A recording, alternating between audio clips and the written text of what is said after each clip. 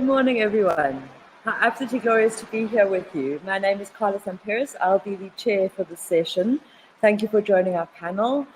We come to you from South Africa, Norway, and India, and we'd like to welcome you from wherever you are, and the US, and we'd like to welcome you from wherever you're joining us. We realize that for some of you, this may be early in the morning or late at night, or a very sensible mid-morning time, and we thank you all for being here and for being part of this very, very exciting panel.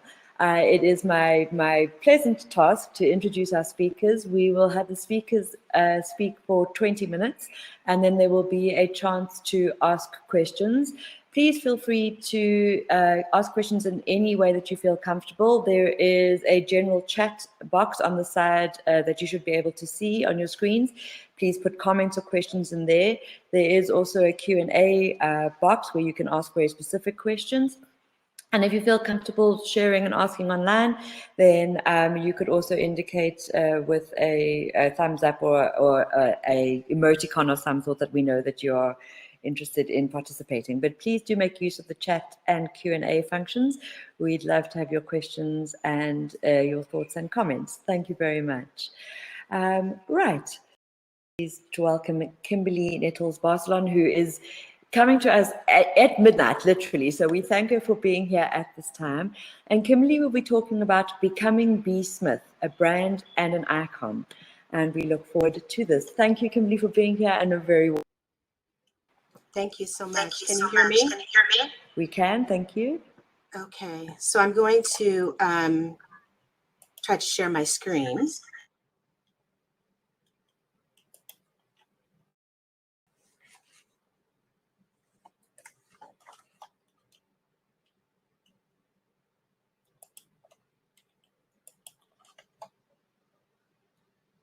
There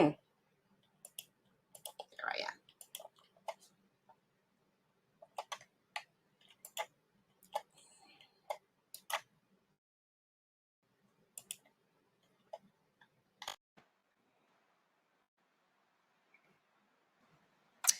So my name is Kimberly Nettles-Barcelon, and I'm an associate professor in gender, sexuality, and women's studies at the University of California in Davis, California. And my presentation today is a sketch of my current book project, where I critically examine the commodification of Black women's work in the culinary and hospitality arts, as illustrated through the 40-year career, more than 40-year career of Barbara Elaine, known professionally as B. Smith. She was a model, a restaurateur, a lifestyle television host, a cookbook author, and an all-around style maven. She was born in Everson, Pennsylvania, which is in the southwest part of the state, in 1949. Her mother was a domestic worker. Her father was a steel worker. Her father had been in the Army and would often tell Barbara as a child about the outside of their small semi-rural town. So soon after she graduated from high school, Barbara Smith moved to New York City, determined to see the world. She signed with the Wilhelmina Modeling Agency and traveled throughout Europe as a model. And by 1976, she was the second to appear on the cover of Mademoiselle magazine. She writes in her first Smith's entertaining and cooking for friends, that in all of her travels, the one constant was her love of cooking with her friends and family. Regardless of the budget, the size of her living quarters, or her, she tried to recreate of family, food, and community, while also incorporating the new flavors and styles of cooking of the place that she was in. When she finished her modeling career, B. Smith utilized her appeal to build a diversified set of enterprises. See here in this overview slide, all of the work and enterprise that she was engaged in. It all started with a small cafe in New York City, and then her empire grew to include 3 restaurants in Manhattan, Washington, D.C., and Sag Harbor, which is on Long Island in New York. These restaurants were places people could go and eat, to see and be seen, and where she often hosted events. She also and authored 3 books. First, in 1995, B. Smith's Entertaining and Cooking for Friends. In 1999, B. Smith, Rituals and Celebrations. And then in 2009, B. Smith Cooks Southern Style. The first 2 are sort of tabletop entertainment design books with recipes. And the last one is a more straightforward cookbook. B. Smith also hosted a nationally syndicated television show, pioneering the lifestyle media format for with prominent Black celebrities, musicians, and chefs coming onto the show to cook with her. She was the editor-in-chief and namesake of the magazine B. Smith Style, which unfortunately only ran 3 issues, and I'll come back to that point in a bit. In 2001, she introduced a home goods line with what she called an Afro-Asian design concept, available at the Bed Bath & Beyond. Of her line at Bed Bath & Beyond, the white table and serveware was one of their best sellers. The culinary and hospitality work of B. Smith as integral to the current concerns about racist iconography in the mainstream media, branding of products, and the representation of everyday Black Americans' lives in the news and in the media that we consume for information and for pleasure. But before I became a feminist scholar and began to study B. Smith's work, I was already well acquainted with her influence. As a daughter of a Black American woman who could virtually do it all, she could sew everything from wedding dresses to formal draperies. She could make slip covers for furniture, bake her signature 7-Up pound cake, and create a beautiful home space. For us, B. Smith was a familiar figure in our house. My mom and I watched her television show, used her patterns for making outfits, and read about her and her work in magazines like Essence and Ebony. When my mother traveled with the women in her Eastern Star Women's Group to New York City, a planned stop on their journey was B. Smith's restaurant. B. Smith, like my mom and the Eastern Star women, exuded a great of the Black middle class, or those who aspired to become members of that tenuous social economic group in the post-1960s America. Sadly, on February 22nd, 2020, Barbara Elaine Smith passed away from complications with early onset Alzheimer's disease. She was 70 years old. At the time of her death, B. Smith was reportedly worth over $20 million, which is tangible evidence of the significance of her more than 40-year career. Her work, a profound cultural confluence of the worlds of food, fashion, and hospitality. Indeed, when she passed away, at least 50 national and international media outlets aired tributes to her, remarking on the breadth, the beauty, and the impact of B. Smith's cultural work.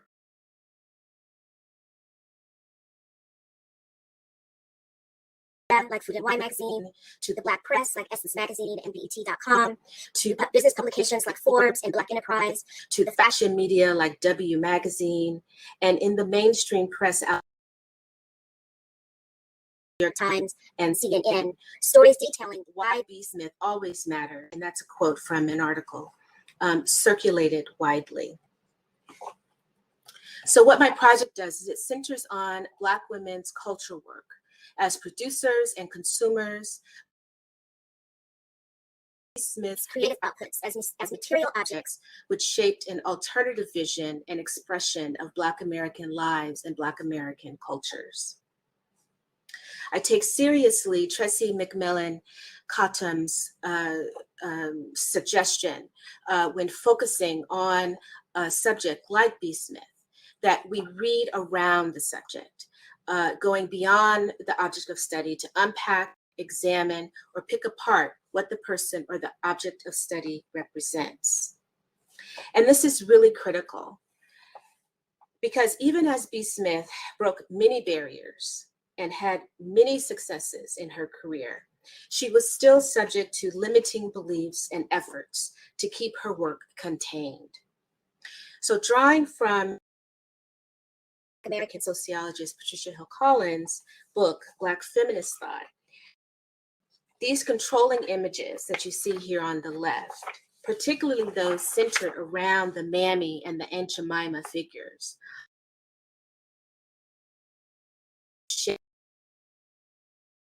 endorsements in the mid-2000s, really at the height of her success and her popularity.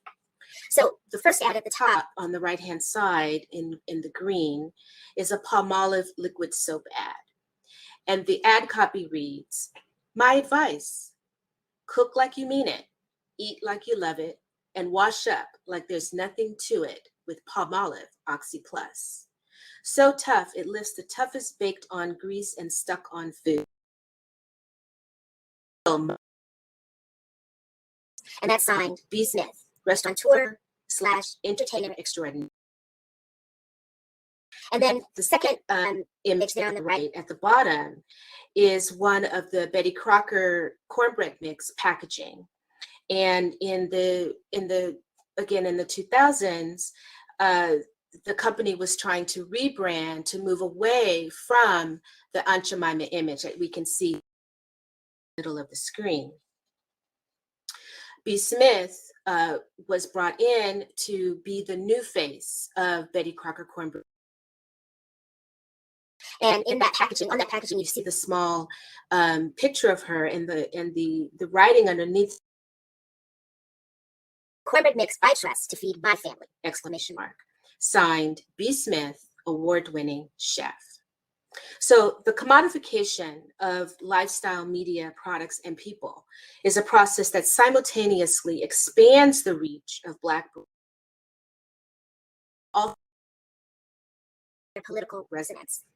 Engaging in close readings of her coffee table book and cookbooks, as well as the rollout of her home goods line, her furniture and pattern lines, I think through the commercialization of B. Smith. While many would deem these products as markers of success, I argue that the intrepid expansion of B. Smith into these areas of enterprise made the nature of her aesthetic work less viable or certainly less visible. While B. Smith hired chefs to cook in her restaurants, on the television show, we see her cooking with her celebrity guests and friends. Her cookbooks, too, featured B. Smith as party planner and cook in one of her homes on the East Coast of the US. She was becoming a brand whose image could be used to market other brands. And that's what we see an example of on those images on the right-hand side. So that, again, in 2007, she became the image of Aunt Jemima's cornbread mix in that company's effort to move away from racist iconography, racist images of Black women. Read comparatively, one can see the strain between various B. Smith images: upscale entertainer, home cooking wife and mother, jet-setting restaurateur, a Black woman, chef, and cook. She was too much, yet not enough. And we see this in the popularization of the phrase, the Black Martha Stewart, that was used to refer to B. Smith 1990s and into the 2000s, and really throughout the latter half of her career. This phrase, the Black Martha Stewart, is what her husband and business manager, Dan Gaspy, believes to be one of the reasons why the B. Smith style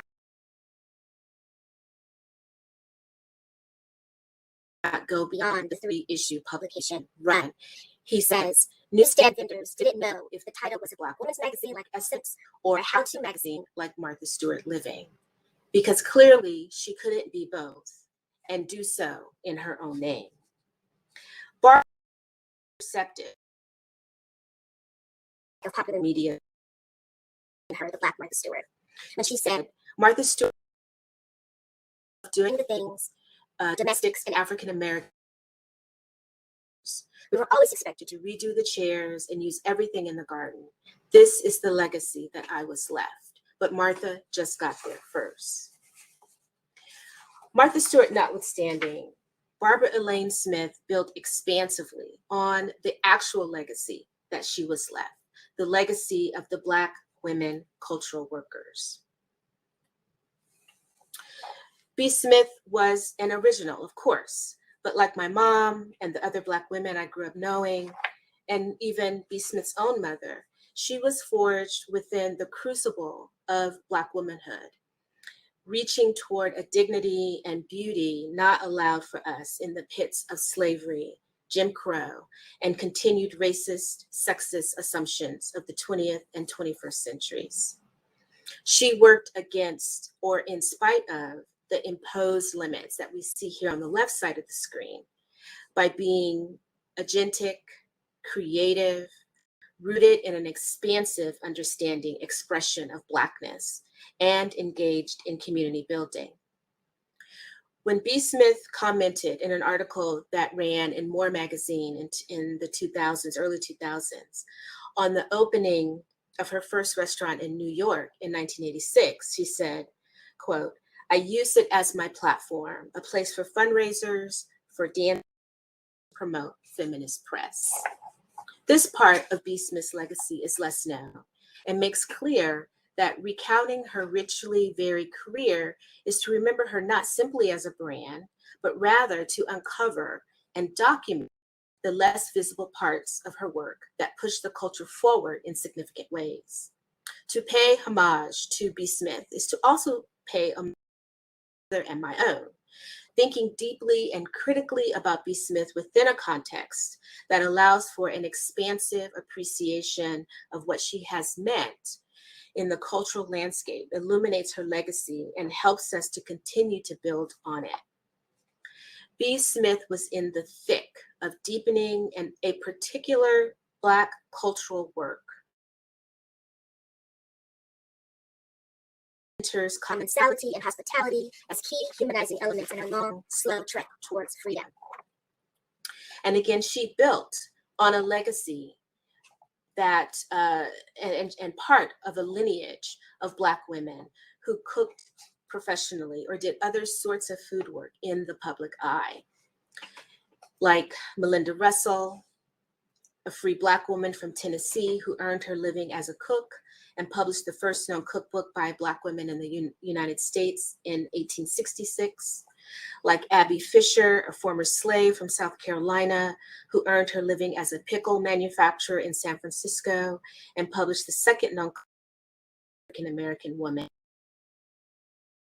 And I should mention that both of those books were books that were geared towards other Black women, but rather towards white women.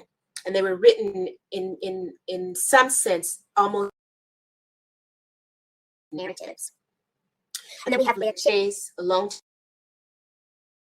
famed Dookie Chase's restaurants in Lena Richard, who was also in New Orleans, a chef and a caterer, and the host of a cooking show on an NBC station, local NBC station from 1947 to 49.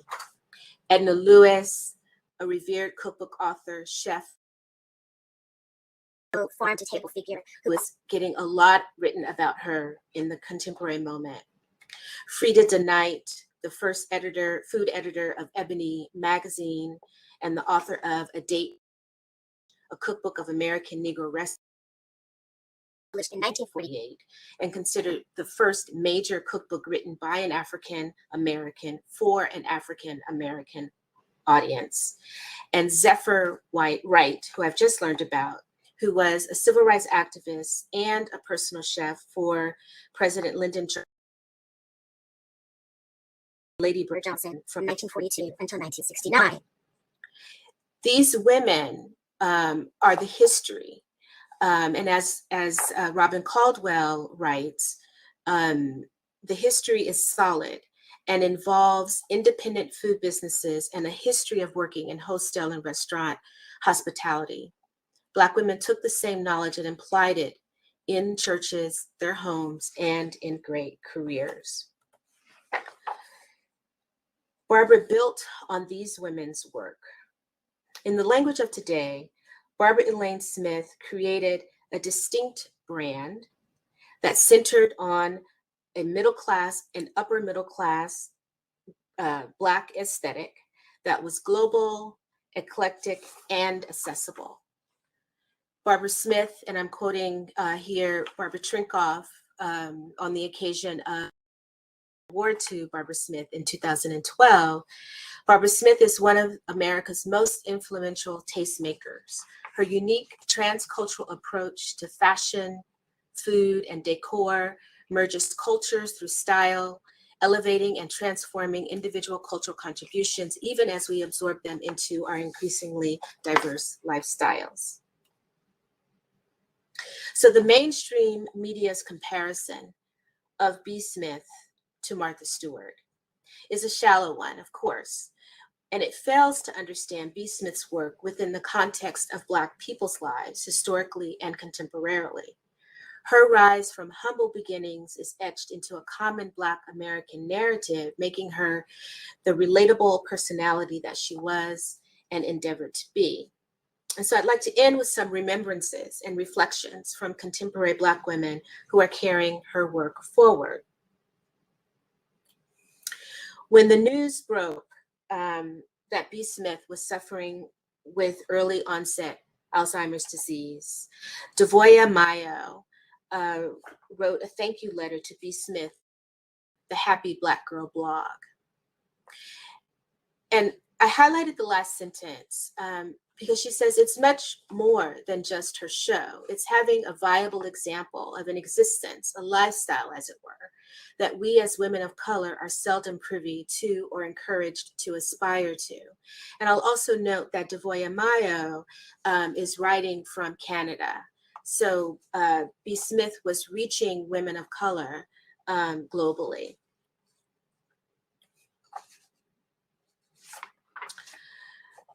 After B. Smith's death in 2020, many folks took to their Twitter, their Instagram, to social media to write their own tributes and remembrances about B. Smith. Here we have actress Sharon Washington writing under the name Geechee Gal, who says, "Thanks, B, for being you and for showing how to live with style. S." And then Gabrielle Etienne, who identifies herself as a culinarian and a preservationist.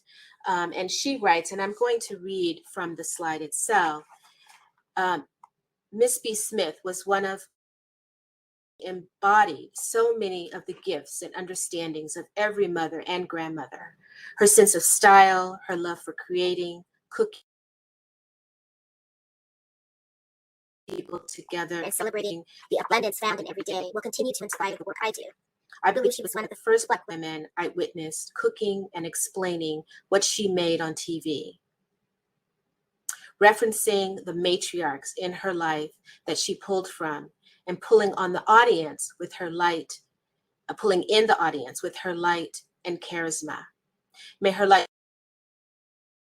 this generation of cooks, homesteaders, style makers, and preservationists. I want to end with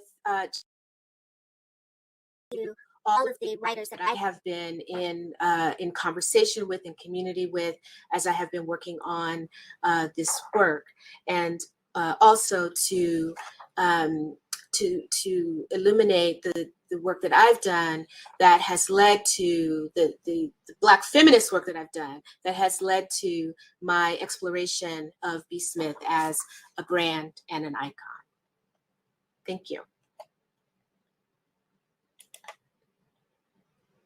Kimberly, thank you so much. Thank you for sharing not only your personal engagement in that and honoring your foremothers, both relative and non-relative, but also for informing us around B. Smith. So I'd like to ask if there's many applause coming through. Thank you very much, participants. Actually, probably participants, other people who are here. Are there any specific questions at this point? We have about 4 minutes for questions for Kimberly. Okay, so while you are warming up your typing fingers, Kimberly, I was kind of intrigued by and wondered if you could speak more. You speak about this tension, and there is always this tension that women face. There's this incredible capitalist drive for success and wealth and a certain kind of idea of class identity, yet in a system that requires in its very being repression and inequality and all sorts of systemic violences. And you spoke at one point about B. Smith having, having the restaurants, and then also I think you mentioned a space for kind of feminist publishing. And did you get other senses of how she balanced those kinds of tensions and made sense of them? I mean, it feels like there was a very pragmatic thing, there's a certain thing that needs to be done to kind of live the American dream, and you do that thing and you do it well. And yet there's also quite clearly this recognition of a very particular situated identity in the States. So I just wondered if you could speak a little more to that. And then there's a question, and then just to give you another 2 quick questions to follow up on. Charles is asking, how transcultural was her food culture? So maybe if you could comment on that. And Shirley says, do you think that food preparation is often regarded as women's work, that this facilitated her entry into the sphere? So let's take those for the moment and then see how we're going for time. And then if we have space for Jonathan's, we'll take that. Thanks, Kimberly.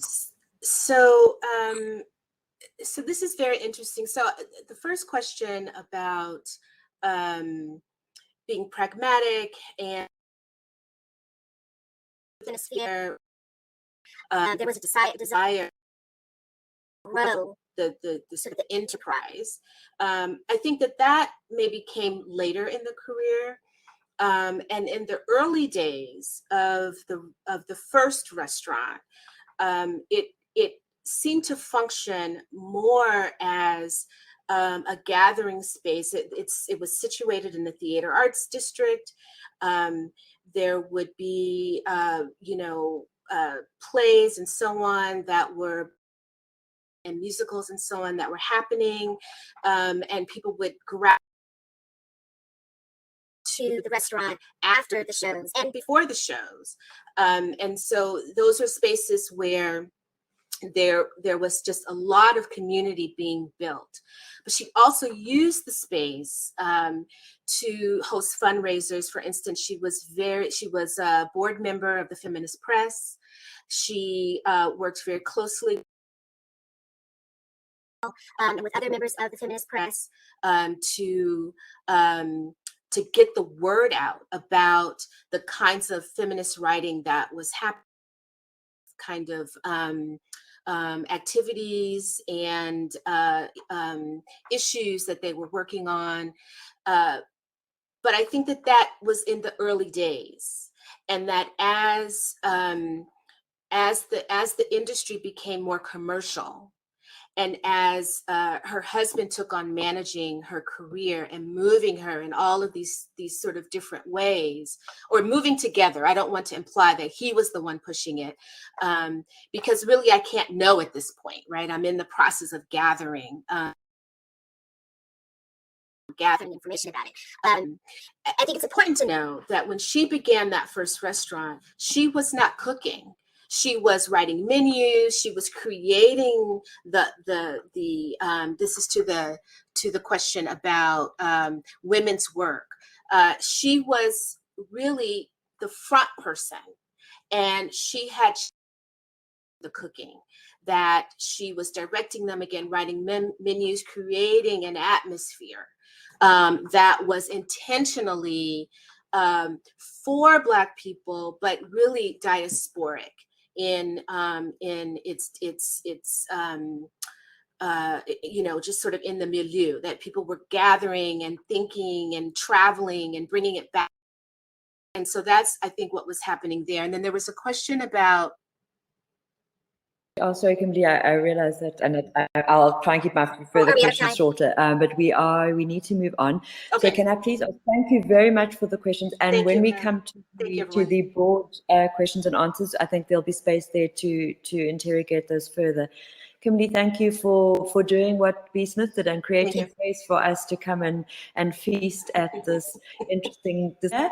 And I would like to welcome Lekshmi Nair to the stage and to speak on the works of Esther David. Certainly. Just a minute, let me share my screen. Thank you.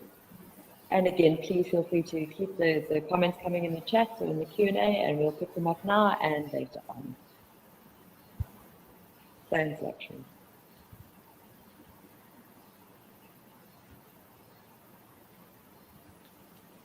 Could you please confirm if my screen is visible and I'm audible?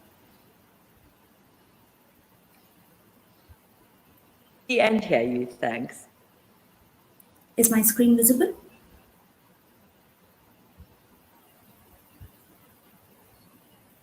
Good. Hello, is my screen visible? Yes, yes. Yes, it is. All right, thank you, Carla. Right, so hello, my name is Anandha Lekshmi, and my research paper is titled Bene, Appétit, Consuming Food and Remembering Jewish Identity in the Works of Esther David.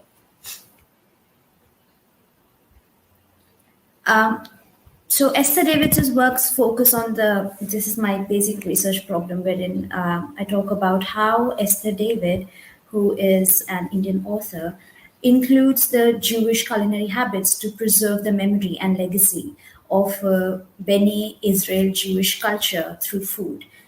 And I do that by exploring this entanglement of food and memory, and how the characters' ethnic identity pertaining to memory is maintained and performed through their culinary practices and codes of consumption. Now, in her latest work, Bene, Appétit, which Esther David wrote, she writes, and I quote, "Food is memory, food is culture, food bonds families and communities.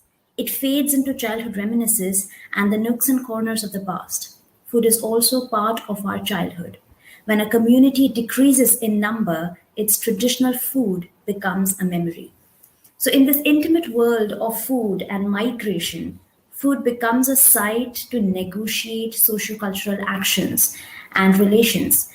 Migrants have in them both the hope to assimilate as well as the aspiration to maintain the distinctiveness of their ethnic identity. Ethnic communities such as the Jews remember and reconstruct through food to conserve their identity.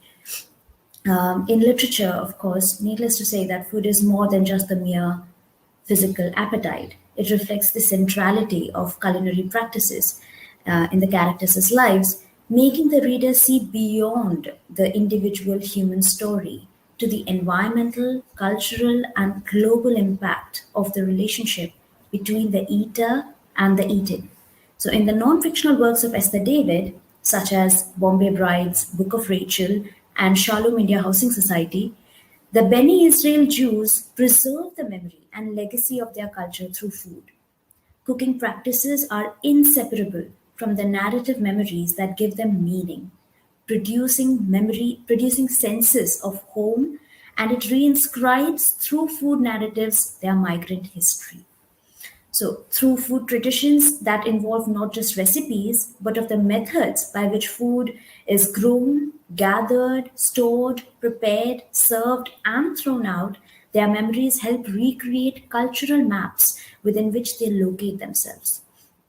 Their culturally transmitted rules related to food becomes the markers of their identity. Uh, just a minute, and I'll talk about the history of Bene Israel Jews of Western India. So the Bene Israel Jews of Western India is the largest Jewish community in India in comparison to the Cochin Jews of Kerala, the Baghdadi Jews of Kolkata, the Bene Ephraim Jews of Andhra Pradesh, and the Bene Minashi Jews of Manipur and Mizoram. Each of them have their own distinct history and culture. In Hebrew, Bene Israel means children of Israel. They have been living in India for more than 2,000 years since the fall of King Solomon's second temple in 70 CE, while they were fleeing from Greek persecution. It is to describe the experience of exile and displacement of the Jewish people and Greek people that the term diaspora did even come into practice. The sense of association to a homeland, which is preserved through certain cultural customs, is quite a common characteristic among the diaspora.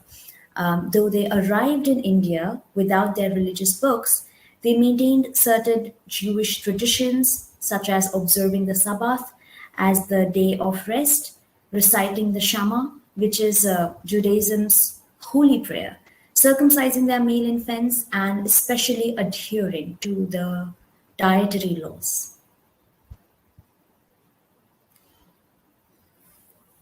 Esther David is one of the very few Indian Jewish writers, besides Nissim Ezekiel, Sophie Judah, and Carmet Delman.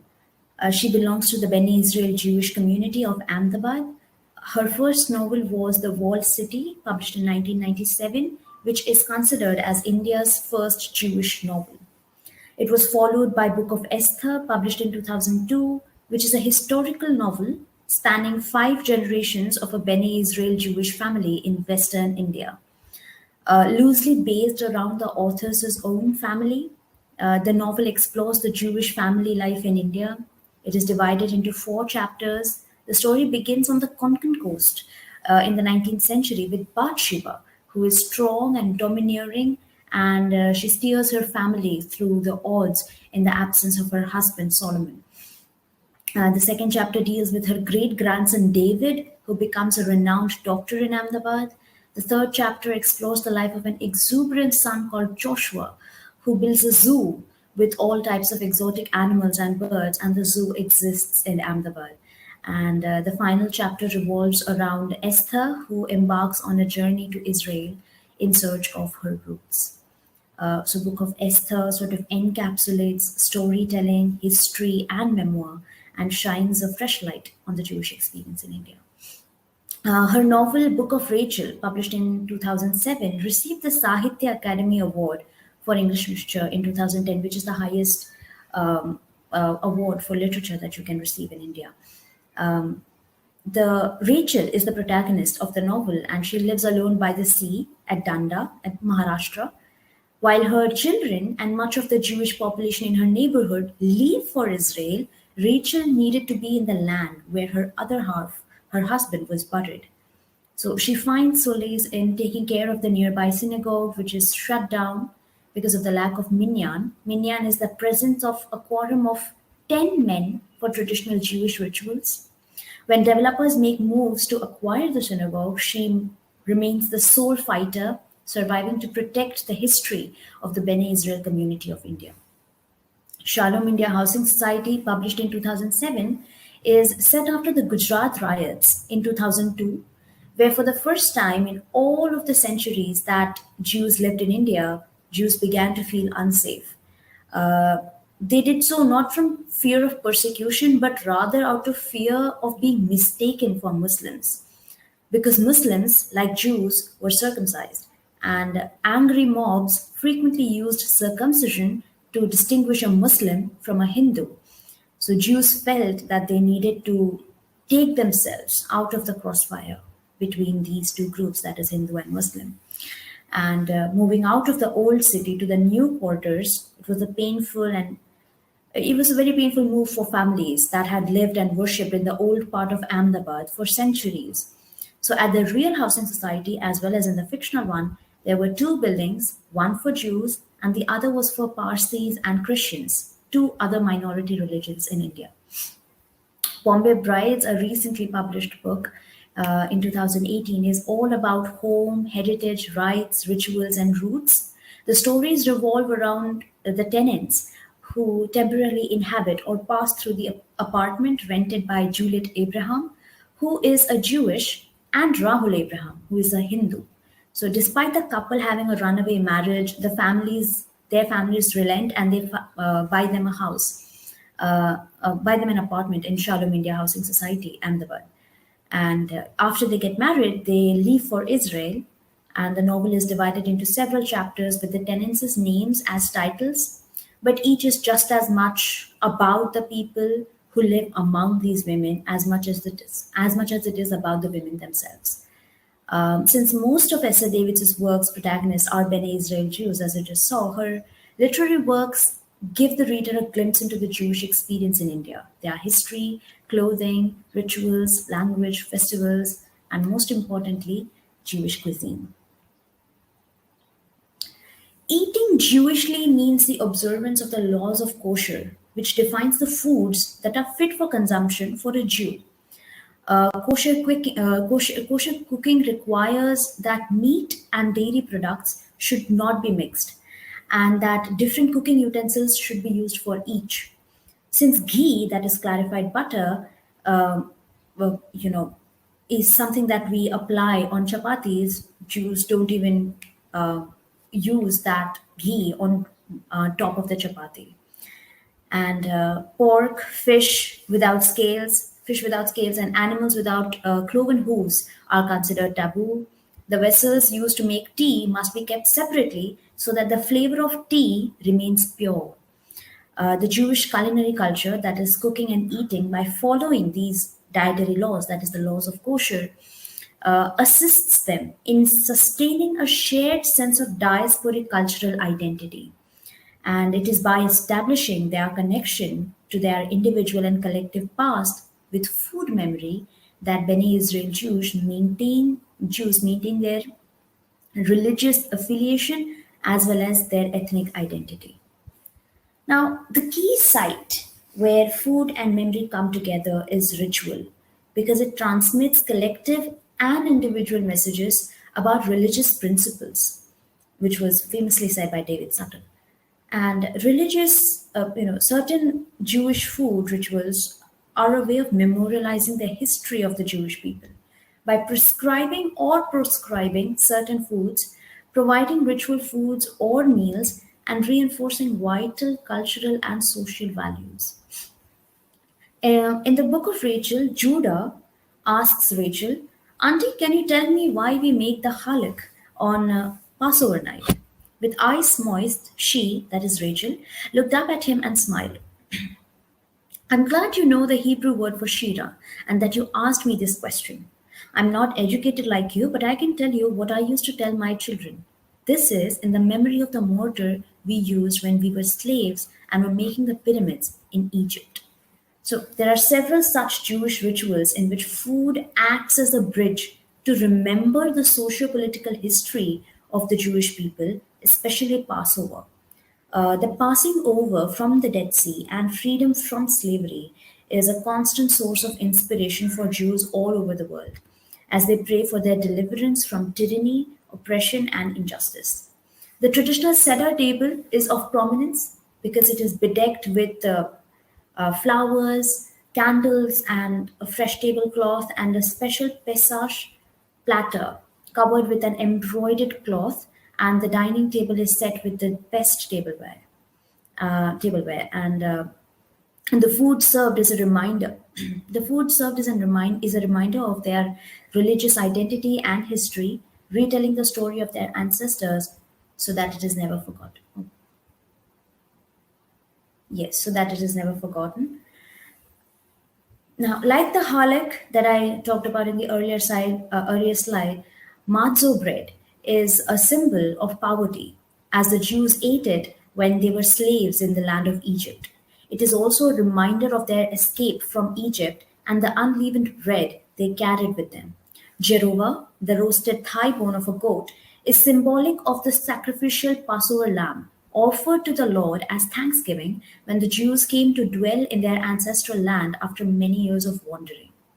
Carpus maror, or the bitter herbs, such as parsley or salad leaves, they are symbolic of the bitterness and hardships that were suffered by Jews when they were slaves in Egypt. Limbu charas, that is salty lime juice, is symbolic of the tears shed by the slaves in Egypt. And an apt Jewish saying, which sort of encapsulates this relationship between food and food ritual in this intergenerational transmission of socio-political history regarding religious holidays, is they tried to kill us, we won, let's eat. Juliet is a recurring character in two of Esther Davids's novels, Shalom India Housing Society and Bombay Brides. In the former novel includes short stories about Jewish characters living in Block A of the society in Ahmedabad, and the latter is revolved around the Jews who lived as tenants in Juliet's apartment, so that she and Rahul could have some extra income while they were in Israel. So Juliet is our first Bombay bride, and Rahul and Juliet, they met at a catering college in Ahmedabad, sort of significant, and it is their passion for food that brings them closer. In fact, Juliet is well known in Ahmedabad's Jewish community for winning prizes at cooking contests. After getting married, they both leave for Israel. Now, though both of them worked as professional chefs at the King David Hotel in Israel, the couple found it hard to make ends meet. Because, and I quote, when you live in a country like Israel, which is yours, but not exactly yours, you have to work harder. So the frustration of overworking caught up with them, and it was building tension amongst the couple. So she confesses in a letter which she writes to her uncle Ezra that sometimes they fought just because, and I quote, there was no food at home waiting for us. So they started buying Chinese food as it was, and I quote, closer to Indian food. Indian street food normally includes this variety of Chinese food, and the couple's indulgence in it after reaching Israel indicates that despite returning to the promised land of Israel, they craved for the food of their host country. Since food resolved their marital issues, they decided to return to Ahmedabad and start a Chinese restaurant. She ponders in a letter written to her uncle Ezra, and I quote, as a Jew, sometimes I wonder, are we coming or going? Where are we going? Where is home? Is our home within us or somewhere else? As we prepare to return to India, in a way, we are making our own law of return. Our own law of return. So Juliet represents this category of Bene Israel Jews who, even after leaving their host country, India, and moving to the promised land of Israel, they have a continuing attachment to Indianness. So it is through Chinese food she reminisces her emotional and affective attachment to India. So food plays a significant role in their lives as they meet at a catering college, fueled by their similar passion for food. They reconcile through food and their sensory attachments. Another character in Shalom India Housing Society is Miriam, who immigrated to Israel from Pune with her parents at the age of 5. Thank you. Her fascination with Bollywood films represents Bene Israel's consumption of commercialized popular genres such as Indian films and the continued attachment to Indian popular culture even after immigrating to Israel. I'll quote, when I switched on the DVD player, I was transported to another world, a world I wanted to know better. I'll rush through a bit, just a minute. Yes, something important that I believe is that when Miriam was leaving she remembers this time when she was leaving India to go to Israel, and she reminisces about a time when a truck filled with mangoes overturned, and her mother used the mangoes to make several varieties of pickle, chutney, sharbat, and murabba. Murabba is an Indian pickle. When they were preparing to leave India, her mother, and I quote, tried every possible trick to take the mangoes to Israel in different forms. So Miriam particularly remembers her mother's mango chutney, which she made in Israel on rare occasions when they found the raw mangoes in open market. So they still carry the memory of their Indianness through food to reconstruct the same in Israel. She continued to make the food chutneys even after getting to the promised land of Israel, which depicts the Indianness that is ingrained not just in the mother but also Miriam. She says, and I quote, "If I breathe deeply, I can still inhale the fragrance of mangoes rising from within me." There's a gendered perspective in the book of Rachel that I want to, but since the time limit, I'll rush through it. Just a minute. Just let me sum it up. So the multitudes of food references in Esther Davids' work, they also serve as a pedagogical function by educating the reader about Indo-Jewish culinary traditions, as well as creating a cultural and historical archive through the acts of writing and publication. The Jewish identity of Esther Davids' characters is constructed and preserved through their indulgence in Jewish cuisine, establishing the history and distinctiveness of the Bene Israel Jews in India. Stop sharing. Thank you so much. Thank you very much, Lakshmi. That was absolutely fascinating. And we already have some very positive comments. Thank you for the comments and the questions coming. I think there are several comments around both the capacity to maintain and keep traditions and ideas and histories alive through food and through practice. And also Kimberly has asked an interesting question, which I think we should have as the first one for your remaining time, which is that there seems to be a curious kind of pathway between Jewish food, a connection between Jewish foodways and the consumptions of Chinese food. And you've mentioned also around the complexities of negotiating different cuisines and dietary restrictions. And she wanted to know, is this an area that you explore in your analysis? So perhaps you could address that question. So it's a very weird way in which it is explored here in India. So in India, everyone, it's very racist, but everyone with a bit of slant, a bit stretched eyes, they call them Chinese, which is of course very racist, but they belong to Nepal or the Manipur, that is the northeast part of India, which is quite near to Bhutan and all of that. So because of that racist connotation that is already applied to these Nepali people and Manipuri people, what they do is that they make Chinese food in the cities. The Nepali people and the Manipuri people, they come to cities. I'm living in a city. This is cities in states such as Delhi and Mumbai and all of that. So when they come here and they make Chinese food because of the racist connotation that is attached to them. So Indians would rather go to a Nepali person to eat Chinese food than an Indian person who is selling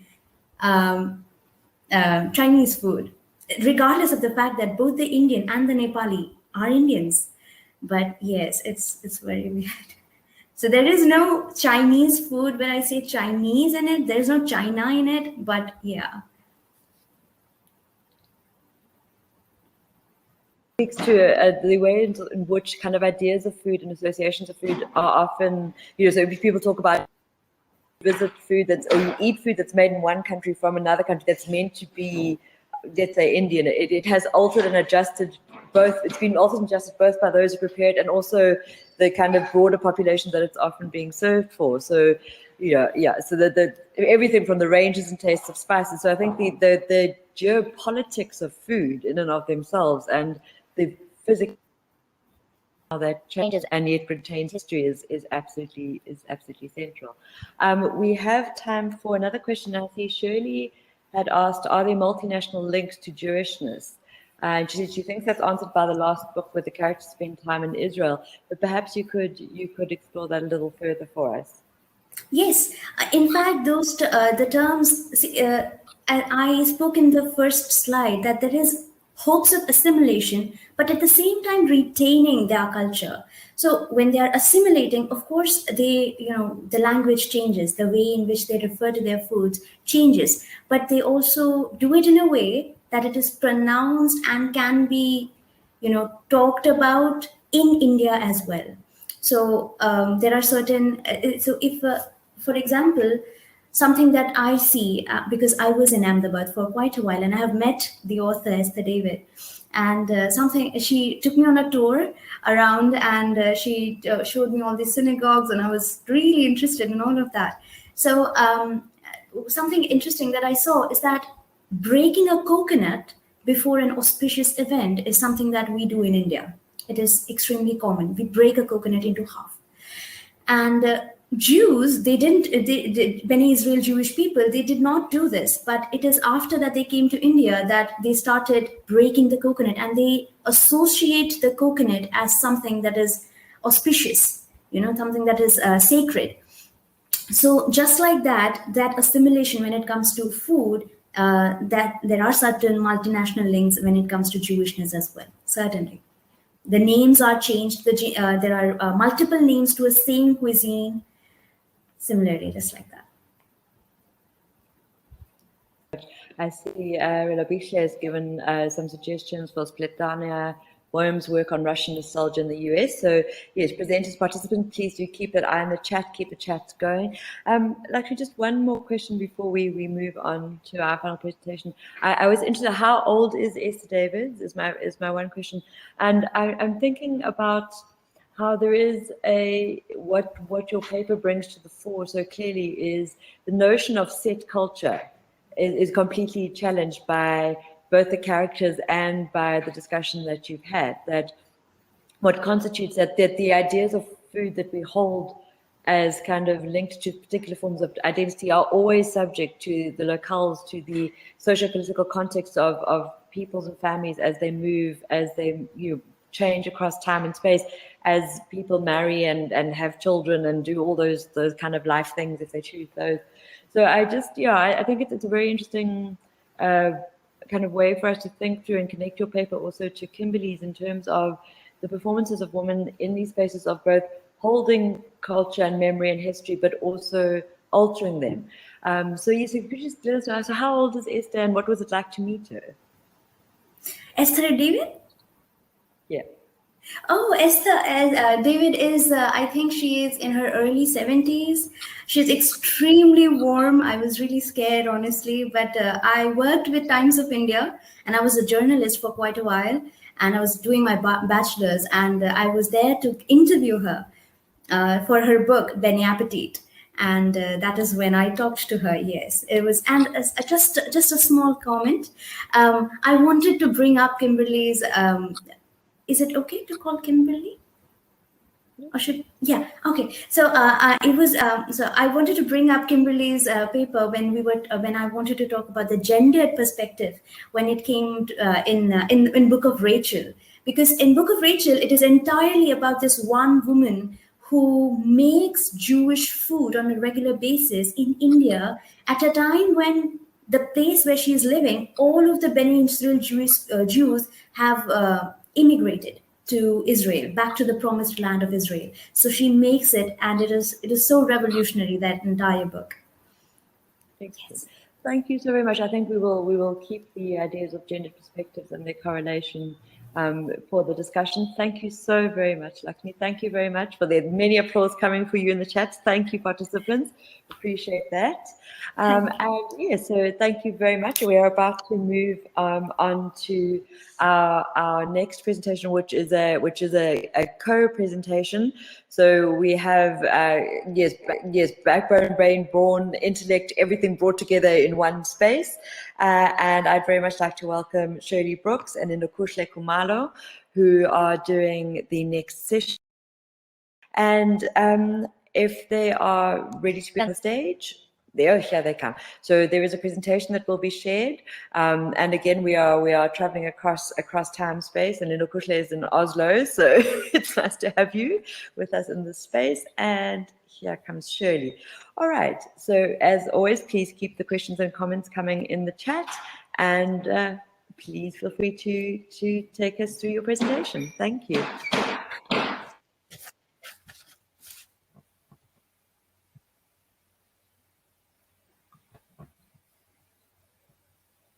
Shirley, Lindo is going to share the screen.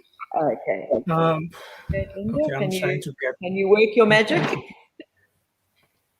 Let me try it again. Okay, thank you. Okay. Thank you, Vasa, for the comments. I see you're saying incredible insights and ideas emerging. What a special set of ideas. Indeed, I think we've been very fortunate. Okay, thank you very much. Right, well, I'm going to start. This is somewhat of a different paper, I guess, from the, whoops, it was going through too quickly. I think this is somewhat of a different paper than some of the earlier ones. It's more policy related, and it's kind of contemporary. I think we're going to have to share that screen again, Linda.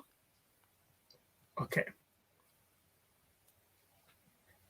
Can you see it now? Yep, here it comes, and I hope it stays still. Yep, super. Okay. So we did a play on words with the title, The Venison Appeal, and you'll see how that works as we go through. It's a group of 4 of us. You'll see the names there. And the background to this paper is that the 4 of us were actually involved in doing a research project on the question of the game meat industry in South Africa. So the title of the report that we produced is Game On. So it should be on the next slide there, Linda. Understanding the emerging game meat value chain in South Africa. So I thought that in order to contextualize this, it was very important to quickly share with you some sort of general background on what this is all about. And I'm going to try and go through it quickly, but not too quickly that I lose the audience. So first we start with a brief history of game production in South Africa. We're talking game, we're talking wildlife, right? The game industry has grown rapidly in the last 15 years. And what a lot of people don't realize is that this growth, this massive growth, was facilitated by a law called the Game Theft Act, passed in 1991 before the end of apartheid. And what this law did was actually lay the foundation for wildlife being privatized. Previously, wildlife had been the property of the state, but this act actually meant that if wildlife is on your property, you own it. As the landowner, you own the game. And of course, this meant that you could now profit from it economically. And this was the key driver behind expanded wildlife production.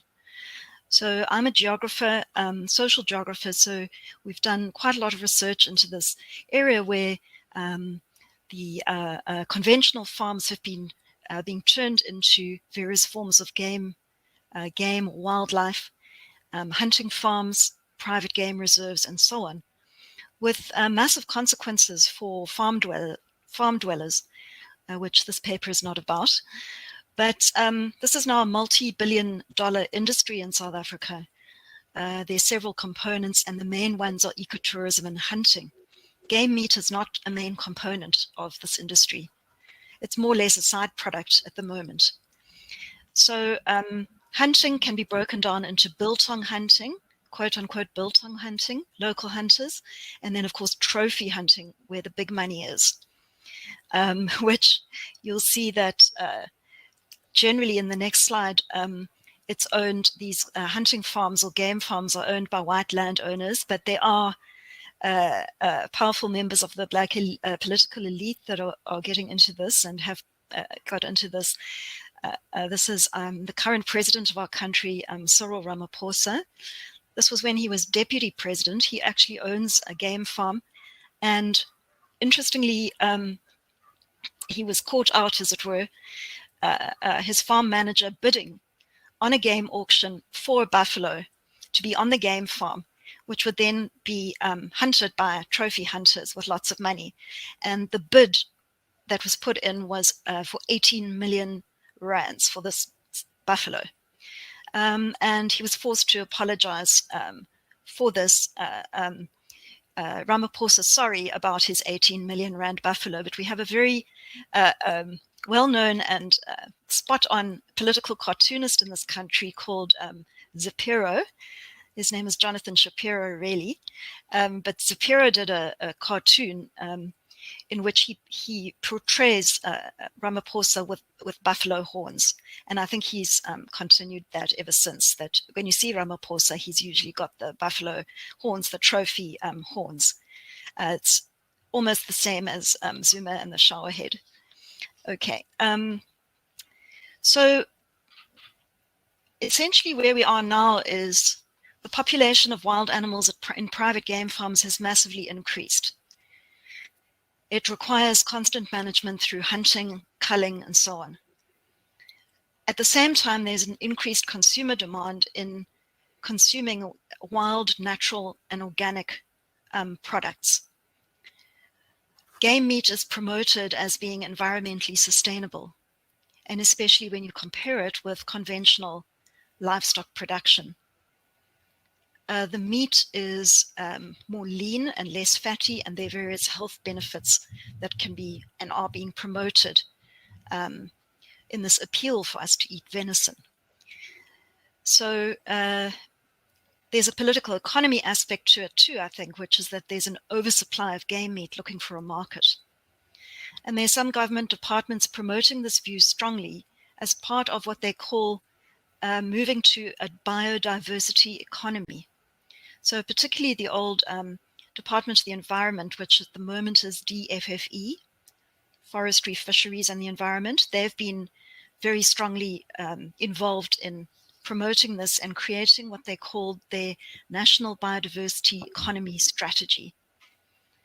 We waded through all of these quite heavy documents when we did our research report.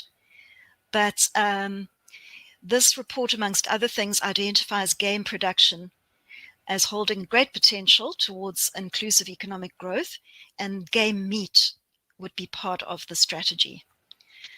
And what's fascinating is there's some big claims being made about game meat in the context of South Africa.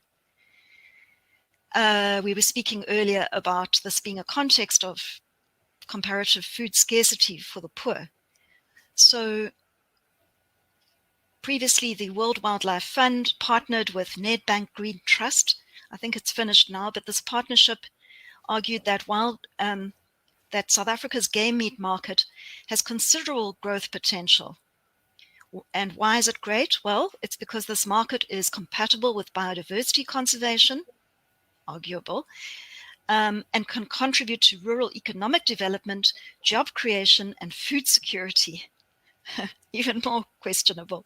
Is that really so? And you might be interested to hear that New Zealand is currently the world's top producer of venison.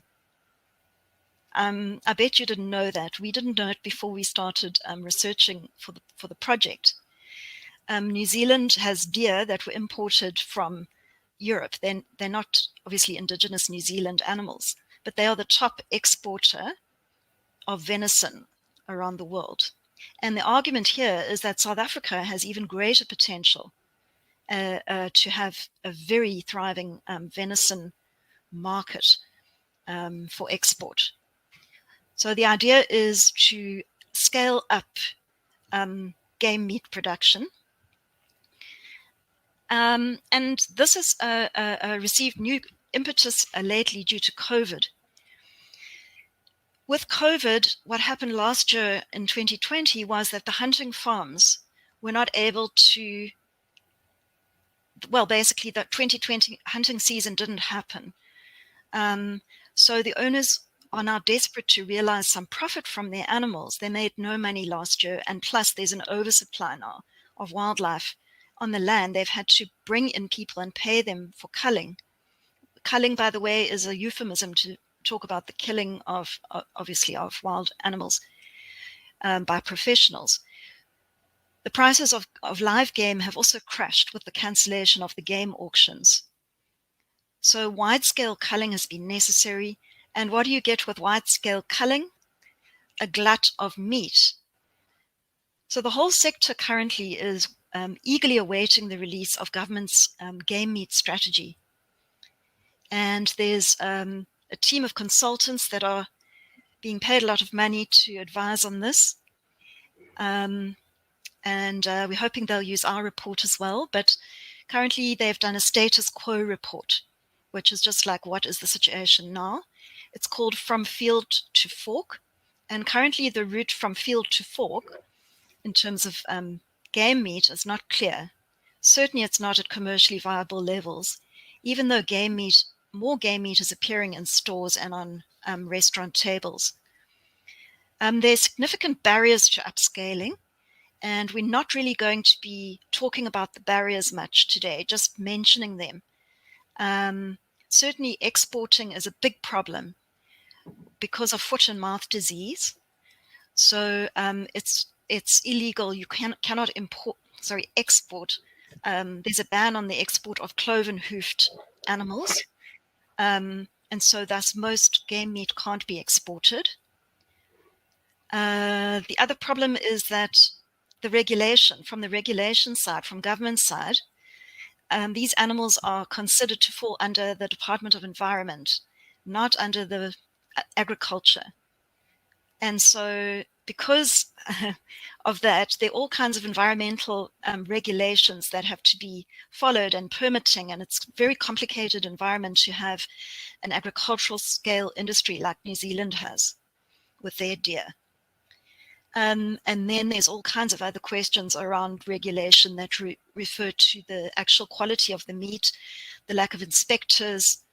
The Game Meat Act says you have to have an abattoir. Slaughtering must be done in an abattoir. But you can't. Most of the whole point about wildlife and hunting is that it's done outdoors in the open air. So there are all kinds of like practical barriers to upscaling, but that's not what we're going to talk about. We're most interested in this paper in the identity construction side of it and what the meanings of game meat. So the question is, who's going to eat the game meat? Is there really a mass market out there? Well, the hunting fraternity, they do consume the game that they shoot. That's part of it. You do your hunting and then you consume the game. And it's just your family, or, it's not on a commercial scale. But predominantly it's, not exclusively, but predominantly the hunting fraternity are largely white South African consumers. But it's also interesting that outside of the hunting fraternity, the venison is becoming trendy. High-end restaurants in cities source their game meat directly from game farms. And it's on the menu there as venison. I think for tourists, it's a novelty part of visiting South Africa, a novelty item that you can say you've consumed or you've eaten, you've had a zebra steak or a springbok, whatever. So we started thinking about the words game meat, venison, what's in a name. Just some pictures of these fancy dishes that you can eat at upmarket restaurants. The springbok carpaccio, the kudu fillet, and so on. Quite beautifully presented. So I'll hand over now. Yes, Shirley. And much of this, of course, has to do with identity construction and symbolic capital. Because, one's ability to order these beautiful venison dishes also says something about who they are. It says they can afford it. They maybe are health conscious. They are climate conscious consumers who value environmental sustainability and organic products. So in effect, the consumer of this high-end restaurant prepared venison is likely to be the sort of discerning, well-heeled, probably urban consumer. And as we argue, this suggests that the venison appeal remains limited. We're going to share some excerpts from interviews that we've conducted recently with some actors in the game meat industry. And the first interview pertains to the representative of the South African Black Hunters and Sports Shooting Association. So this guy is basically a black sport hunter, and he was sharing his frustrations because obviously as a hunter, he goes out, does his hunting, and comes back with some of the meat and has it in the fridge. But his friends, when he offers it to them, are not always interested. And this is what he had to say.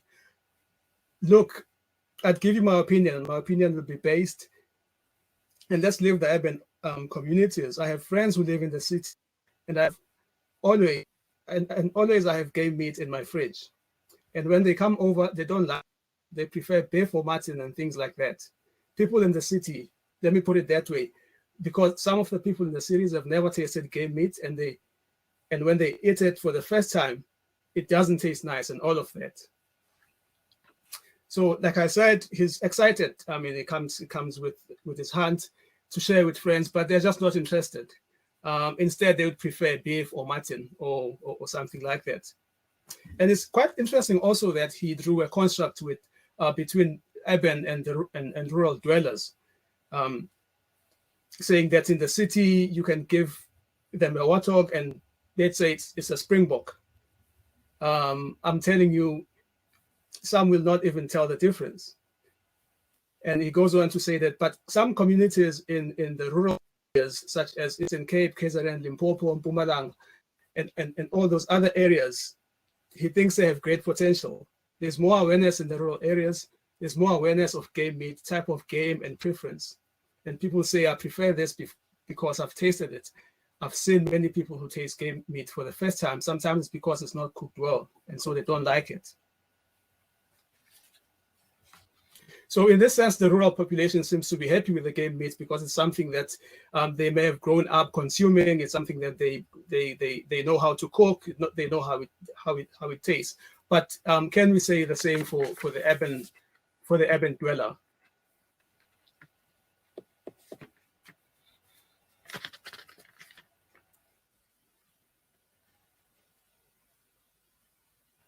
And here also he goes on to say he thinks there is great potential and also because of the health benefits. He says, I mean, game no fat, very few game species are fat. So in terms of health nowadays, people are health conscious. So he believes that raising or promoting or emphasizing the health benefits of game meat can help to drive up sales. It can increase awareness around the consumption of game meat. But is it really that simple? And of course, it also raises the question of venison as an aspirational food choice. Is venison an aspirational food choice?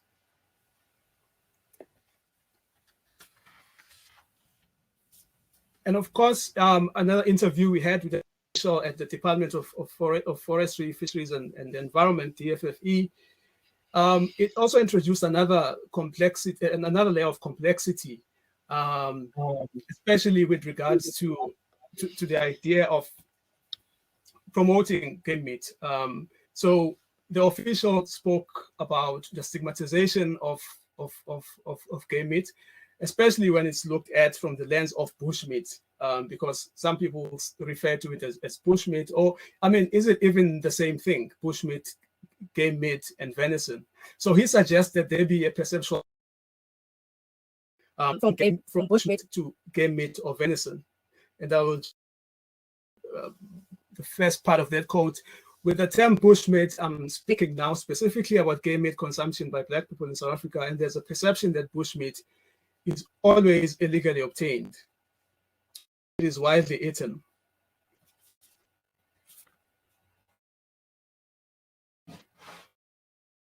Be a shift in terms of how we look. So there's still more work to be done if game meat is to be widely consumed from his perspective.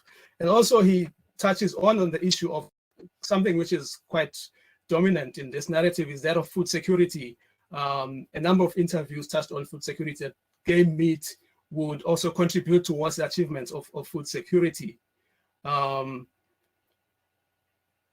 And as he says, so there is a very interesting opportunity of harvesting surplus game because it's culled anyway, and creating a value chain for communities living alongside protected areas, be it for good value like meat at 20 Rand a kilogram as opposed to 40 Rand or 50 Rand, or supporting school feeding schemes with game meat, etc. But of course, the relatively high prices of game meat or venison don't suggest that game meat can be a critical factor in achieving food security. but as we'll see in the next or in another interview we did with another participant who believes that he has the marketing or at least the idea of how food security can be achieved. He thinks he has that worked out. But also, got with the DFFE official, we thought that it would be useful to probe the meanings of bushmeat and game meat and venison. What is the difference between these categories, and also what meanings do these terms hold? So one respondent, and this is from a short survey that we did just recently, and one respondent, just the members of the general public, bushmeat would perhaps bring the stigma of what colloquially we call bad vibes in one's mind. And another person said the term bush is always perceived as negative, but game meat sounds or reads better. And interestingly, another participant who's highly educated expressed that he wasn't familiar with the term venison. He was hearing it for the very first time. So frankly speaking, venison is a new term to me. I'm familiar with game meat. So this also suggests that venison may have a limited appeal, even to the urban black middle class. And another point of interest is that in isiZulu, which is the language in South Africa, bush game meat or venison and bush meats are all referred to by the same word or the same phrase, which is inyama inyamas. And so there's no differentiation. There's no bush meat as in bush meat has a negative connotation or illegal and so on, and then you have venison, which is perhaps more fancy and all that. But it's all referred to using the same phrase. And what are the implications of this in terms of the marketing? And here we're just going to show you some pictures that we took at a venison retailer at a shopping center in Cape Town. And at their entrance, they had this poster advertising venison meats.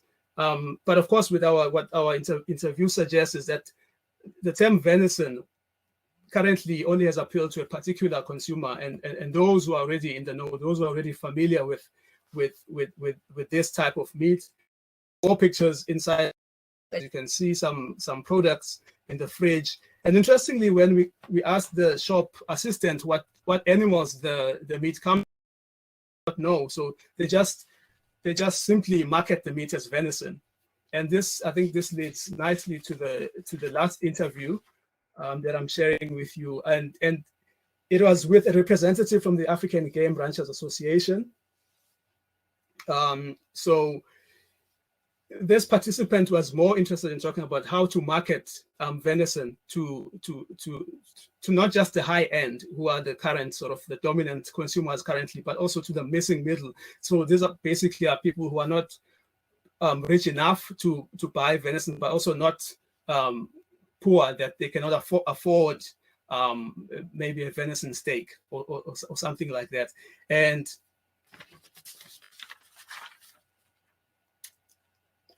also he also spoke about the fact that there are different antelope species involved in the production of game meat. And I'll read some of that quote. Now, if you read some more about it, you will realize that they have quite a menu of game meat, ranging from giraffes. The other day I had zebra, all sorts of things, including crocodile. That's the high end of the market. So I think when we think about these things, we need to understand that, again, there must be this missing middle that has either no prior exposure because they were born and grew up in the cities where they don't have contact with game meat. And of course, he felt that he has this concrete strategies. He has worked out a strategy in terms of how does the game meat industry, venison industry, attract the urban black middle class and expand its customer base, basically. And he referred to the success of a popular seafood restaurant in South Africa, which is known as Ocean Basket, and saying, please, we have no question time left. So can you wrap up in the next 2 minutes? Thanks. Okay, I'll do that. Yeah, and thank you. And saying that if Ocean Basket could do it in terms of expanding its customer base, surely the game meat industry can also do the same. And also, he had something to say also with regards to food security, which is also, I mean, very an arguable point in terms of, is this really achievable?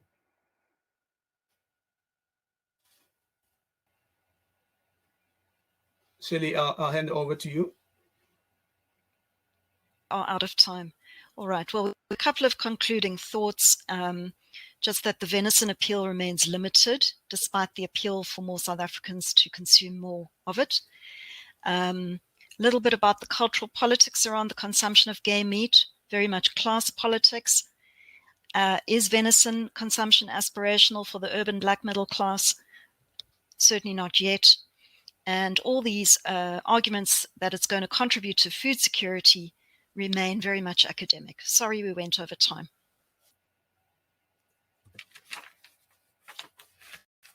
To both of you for an absolutely interesting and fascinating presentation. And no, it was fine. I thought that there might need to be a little more time. So we still have 3 minutes left before we open to the main discussion session.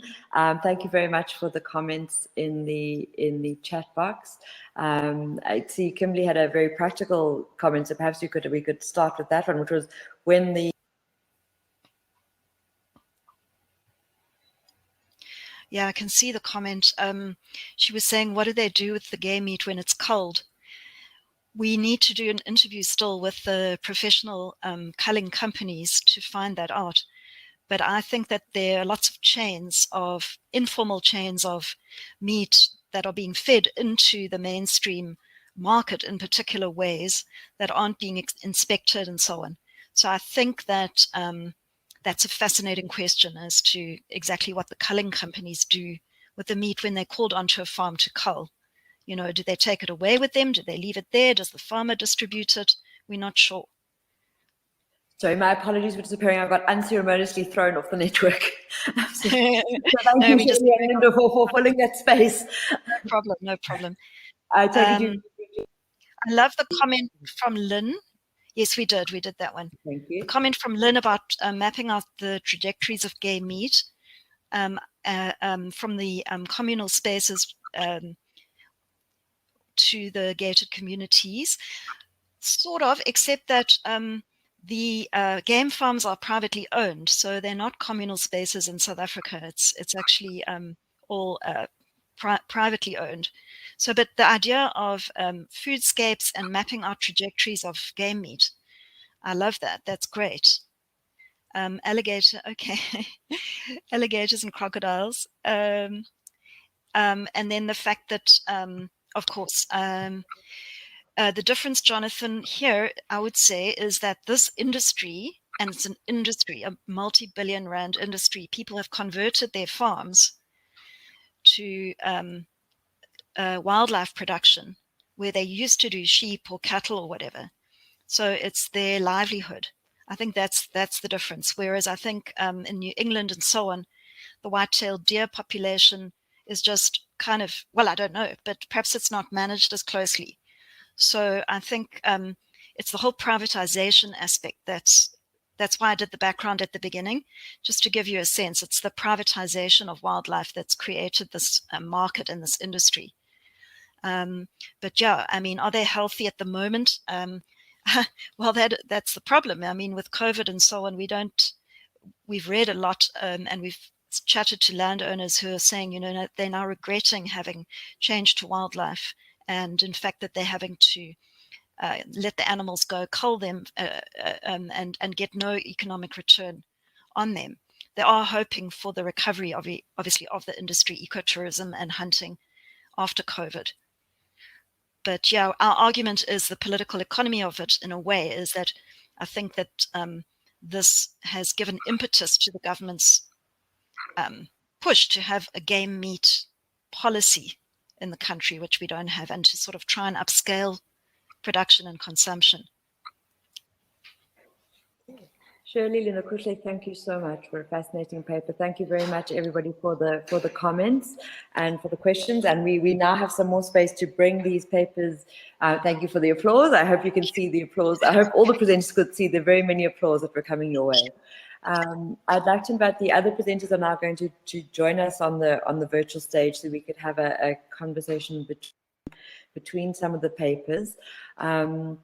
So we'll wait for people to arrive. I think for me, just as a kind of, some of the thoughts that occurred to me was there's a number of things going on here that are quite clearly linked to the ideas of naming and what naming implies or means, and how the study of the language can show for us a way in which a socio-political and economic context holds a certain kind of narrative. So, Kimberly, the comments that you noted about, that B. Smith couldn't be B. Smith. She has to be B. Smith, who is the black version of something else.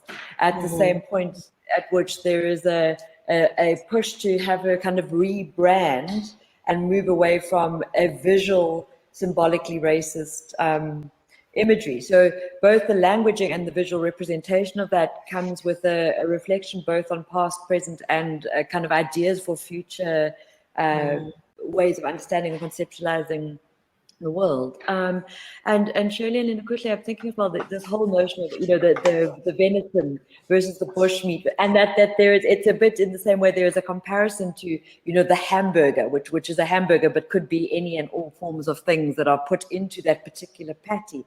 So that's kind of very Carol Adam-esque absent reference stuff that goes on when a living species gets converted into a food consumption. And I like the kind of discussion, I think, where this might link to Kimberly's paper particularly, is exactly that thing that these farms, this is land that was, for the most part, especially in the Eastern Cape, already stolen. Then there were imported species put on.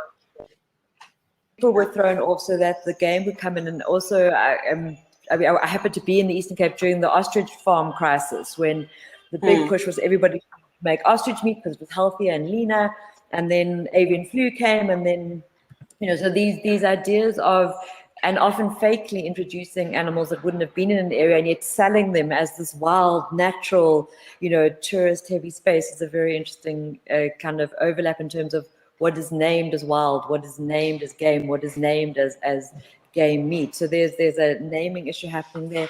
And actually, I was thinking as well about how the terminologies and the name of the food and ritual in the novels and in the descriptions that you gave speak to a very interesting component of both the idea of women as providers of food, and also in this particular instance when there may be a lack of the number of representatives who are seen in a community. So you spoke about in the one novel the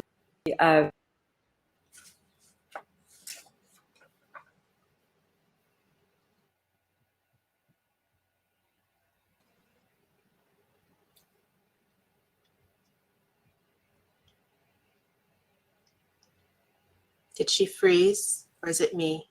Yeah, too bad. No, she's frozen. Okay. But maybe we should go on, start talking about the points she raised thus far. Kimberly, do you want to start?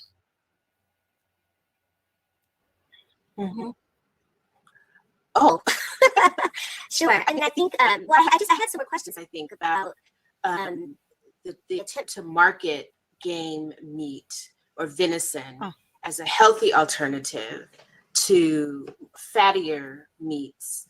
And then you show the beautifully presented dishes. Who is that marketing going out to? Are people as an alternative? I mean, I think we're seeing a similar sort of thing happening here in the U.S. around grass-fed versus factory-farmed meats. Exactly. I'm going to let Lindo take that one. It's right up your alley, Lindo. Yeah, yes. I think the meat currently I think the market is still very much limited to the white consumer. So it's still middle class, the white middle class consumer, and not so much broad based. So this, which is why there's still this big attempt to shift and sort of grow the customer base, but it hasn't really been able. The retailers haven't yet really been able to have it in a to make the market broader and much more inclusive. Mm-hmm. Mm-hmm. But I think their hope is that one could. We didn't have time to go into the details of that fish strategy, but essentially the thing was a restaurant chain which had previously only appealed to white consumers because the black middle class, the aspirational black middle class, wasn't interested in eating fish. And there was a clever marketing campaign which transformed that. And so the game meat people are looking at that example and thinking, can we make game meat aspirational? Mm-hmm. So, but what's so interesting is if they're using a word like venison, I mean, that seems to be a very much an imported word in a way. It's like not a local South African word. People don't know it. What is this venison thing? Like the guy said, I heard the word venison. Thank you for those last responses. I just thought we would maybe perhaps move to Angelo Fick's questions. This would be to Shirley and Lindo. Are the problems of game farmers and culling not also the consequences of human management of nature within the terms of late capitalism, in which all forms and modes of life have or to become commodified? I wondered if that there could be a response to that. Yeah, absolutely. Thanks, Angelo. Great comment as always, and very nicely theorized. So some of the other work that we've done has gone into that a little bit more in depth around commodification and capitalization of all forms of life, and particularly these forms. And in terms of sport hunting, there have actually been color variants bred. So, for example, your white springbok or your golden wildebeest and so on have been created and sculpted and marketed as that for hunters. So in a way, it's extreme. Well, not in a way. Sorry, it's an extreme form of commoditization of wild animals. Yeah, exactly. Lindo, I don't know if you want to add. Yeah, I think you've said enough. Yeah.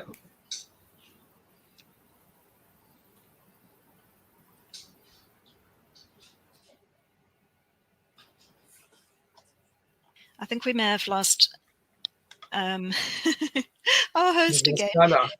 Carla's sort of picked off our chair, I mean. I feel like we've spoken a lot about our paper. I feel sorry about that. So I think we're going to shut up now and let one of you speak. I'm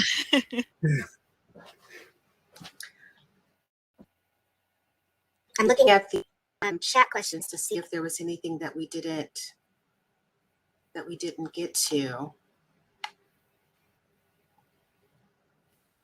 Lakshmi, maybe I can carry on. Food and memory might be an area that we could talk a bit more about, especially his talk on the author's work and migration, food memory and migration. How does that how does that work in your reading? Mm-hmm. I wasn't that interested in it. Like I came across it while reading David Sutton's work. It is absolutely amazing. I think it is the only academic work after Stanley Fish or Terry Eagleton, an academic work which is actually interesting and kind of hooks you. It is David Sutton's, I don't remember the title. It is Remembering and something. I don't remember the title. But it was that work.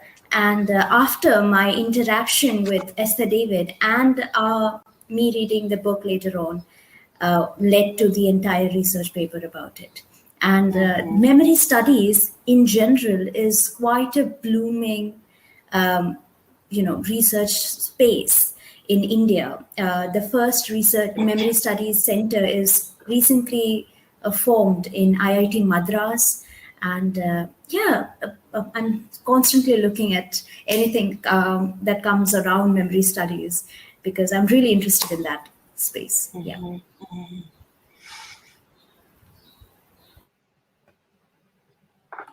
I think in thinking about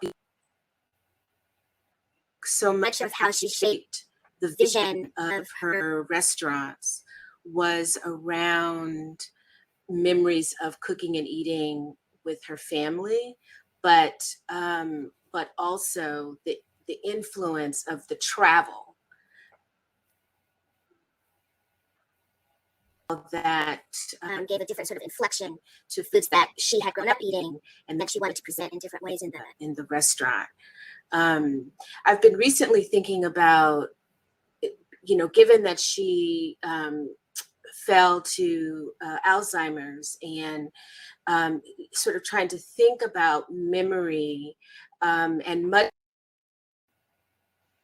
of how I'm writing this work of B. Smith, because she didn't write a memoir so that we could go back and know she was moving through all of these spaces, these different arenas, and just to find the sort of imprint and the shadow of what she was thinking during those time periods, and so I'm trying to think a little bit about how to use memory. So I'm going to look up this David Sutton and use it. Thank you, Lekshmi. Really amazing book. I recommend it to every academician because it's the only academic book that I read. It's the only academic book that I read from the beginning to the end in one sitting. I couldn't put it down. It was really interesting. Wow. And it is absolutely memory in itself is absolutely important when it comes to Bene Israel Jews in general, the entire community, because when they arrived in India, they were devoid of any religious book or any sort of a manual that they have for a certain community to, sort of restructure and reenact their cultural identity in an entirely different space that is India. And doing that 2000 years ago. So it was really interesting. So how they have created and reenacting and reconstructing their entire identity in a space like this, and they're still continuing to do so. Yeah, that's phenomenal. That's very interesting. I noticed there was a question in the chat, Kimberly, earlier about how her the onset of Alzheimer's and her relationship, I think it was from Jonathan, obviously knows something about this. We don't. How did that affect the last years of her life? Yeah. So I don't know if you want to say something about that. Actually avoiding even trying to conceptualize or think about that phase of her life. One of the things that I think is clear is as her memory started to falter, in some places it was in public spaces where she couldn't remember a recipe, or if she's doing a cooking segment or an ingredient and that sort of thing, and then pull away from those public venues, and then they had to publicly say she's suffering from early onset Alzheimer's, and then eventually the restaurants closed. The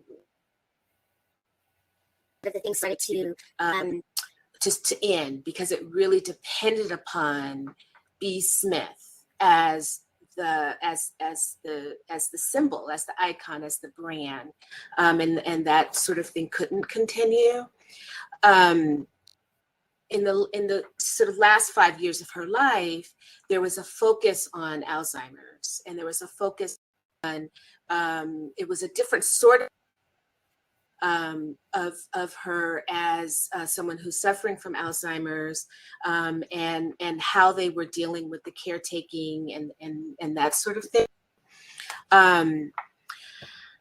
What I've work is those earlier years where of the work that I would consider both feminist and progressive around the sort of food work that she was doing is less really rich, a rich area to try to think about,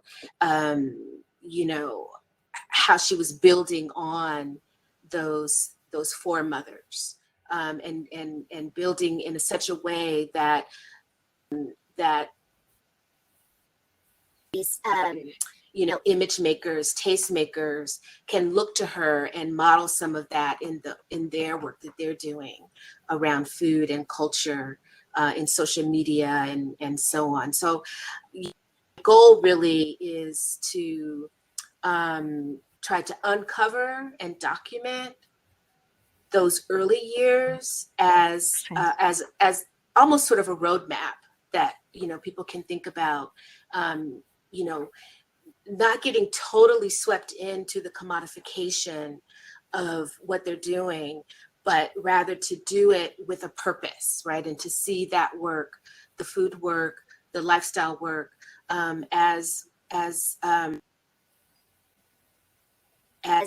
culture and also political. So I've been trying not to. Yes. There's a lot of stuff going on around Smith and her husband as manager, and I'm not touching that in this iteration. Do you have a potential title yet? Sorry. Project? The book, yeah. Yes, I think I do. It keeps changing, right? So the larger book, I think, is going to be called Beyond the Kitchen, the commodification of work, or B. Smith's cultural work. So I've been playing around with titles, but really, because there's so much to gather and to think through and read through, I'm really at the beginning of this process. And I'm thinking you've probably seen the docuseries High on the Hog, and Kimberly, and I think it all to your own work, So could you perhaps talk a bit about what that docuseries and other shows like that and your work? I mean, what does it say about the current phase that you are in? And also can you also talk a bit the sort of the transcultural element or the intercontinental element involved there? Mm-hmm. So what phase we're in terms of thinking about food and foodways and African Americans in the US context? Yes. So I think that what's happening right now is an effort to uncover, document, celebrate the contributions of African Americans to, American food culture, but also thinking about the complexities of Black food cultures in the US and globally. I think that one of the things that is really important about that work is to see Black people as creators, as path breakers in the food work that they've done, and not just for others, but for themselves and for their community. So I think that's where we are thinking about Black foodways in the context of the U.S., which is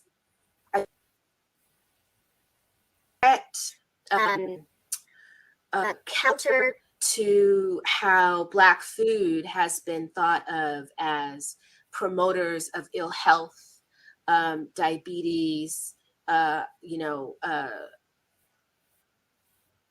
obesity, etc. Right? So I think that had been the dominant narrative about Black. And that now we're thinking a little bit in a more complex way about what constitutes Black food. And so to the point of transcultural, and what we're getting in the sort of proliferation and the elevation of work that people have been doing for a long time. Jessica Harris has been writing about Black foodways for decades, and is just now able to bring to a which is what she's done and has been able to do in High on the Hog. And so what we know is that when thinking about this memory and bringing the foodways across the Atlantic, across the Middle Passage, and being able to, through memory and remember how in the places where people were brought from, and then to pass that along. And also in the context of the US, how much work was there being done amongst African peoples and Native peoples that created synergies in terms of the kinds of foods and the preparations that people were using. And also in relationship with other ethnic groups within the context of the US. In the South, there's been, in the southern part of the US, there has been a focus on looking at populations like Filipinos and Central Americans and Mexicans who brought their food mingled with the foodways of Africa. And so I think that's where the transcultural is happening in the context of foodways, in the Black foodways in the US. And then of course what you because of that time era, she's also bringing in the Caribbean. She's bringing in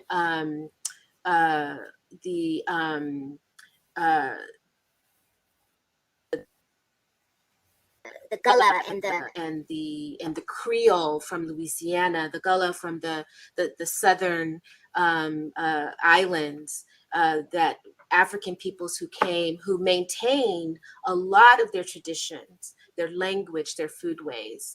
And so I think all of this work has been done. People have been doing it. People have been writing about it.